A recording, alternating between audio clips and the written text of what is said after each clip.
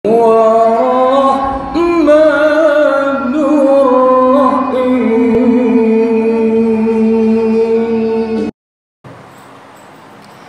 sih yang dimaksud hakikat?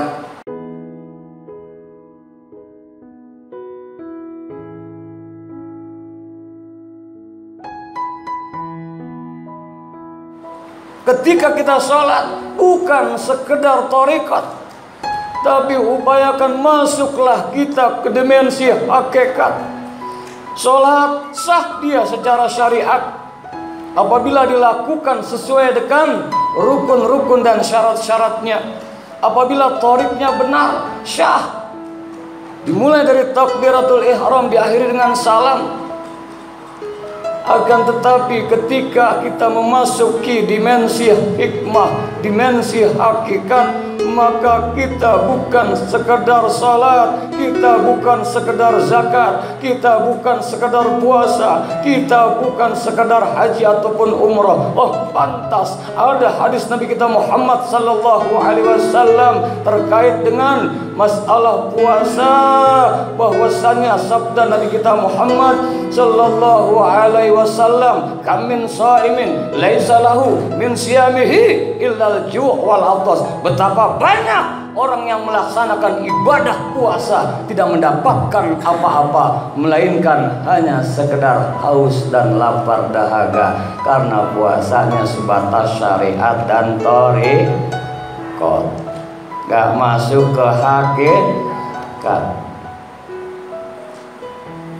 Sedangkan di dalam sholat, inna sholata tanha anil fahsya'i wal munkar, sesungguhnya orang yang melaksanakan sholat akan mampu pelakunya itu terhindar daripada perbuatan keji dan munkar. Puasa dia jalankan, zakat dia tunaikan, sholat dilaksanakan, haji umroh pun bahkan berkali-kali, tapi masih saja dunia maksiat, tapi masih saja melakukan hal-hal yang durjana, seolah sholatnya tidak mampu untuk menjadikan perilaku pribadinya terhindar daripada perbuatan keji dan munkar. Sholatnya sholat tomat, habis tobat kumat, gimana itu?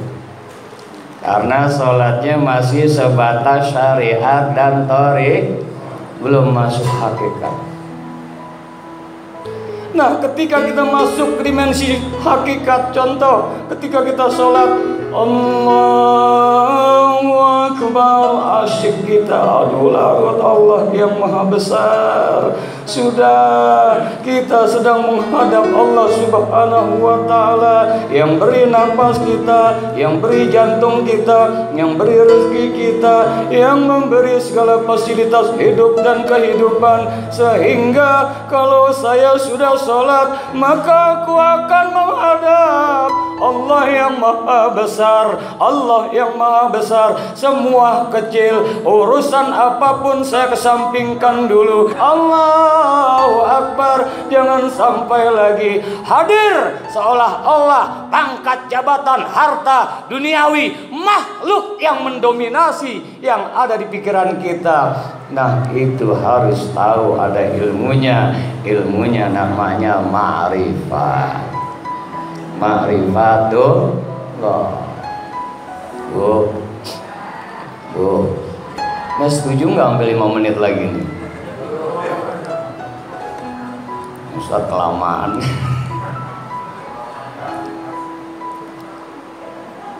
Ketika kita berpuasa, bukankah kita, oh begini rasanya lapar, oh begini rasanya haus, oh luar biasa kalau hamba ditarbiyah, dilatih, dididik untuk berpuasa ini. Hanya dari terbit fajar hingga terbenam matahari, hamba diperintahkan untuk menahan lapar, haus, dan melakukan hubungan suami istri, serta membatalkan hal-hal yang membatalkan puasa. Bagaimana halnya dengan para du'afa? Bagaimana saudara-saudara kita yang gak ketemu nasi, yang gak ketemu lauk pauk, bukan hanya sampai maghrib, bukan hanya sehari, 2 hari mereka miskin dan papa. Apakah kita setelah puasa hilang kepedulian kita terhadap sesama? Oh, kalau di dalam bulan puasa